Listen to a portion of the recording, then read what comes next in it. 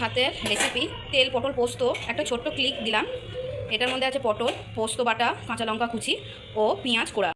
এবারে তেল ঢালা হচ্ছে পরিমাণ মতন।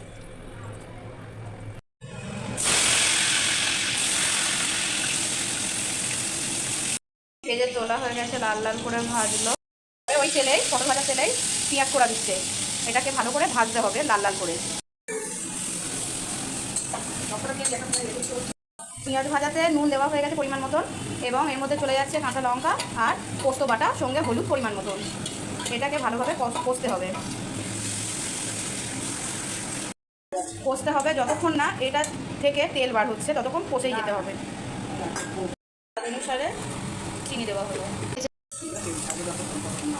এবার যতক্ষণ না তেল ছাড়বে ততক্ষণ হালকা ফ্লেমে নাড়িয়ে চাড়িয়ে যেতে হবে।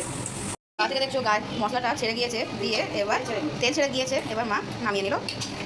মায়ের রেডি এখানে তেল পটল পোস্ত। কেমন হয়েছে বলো, ঘরেও একবার ট্রাই করে দেখো।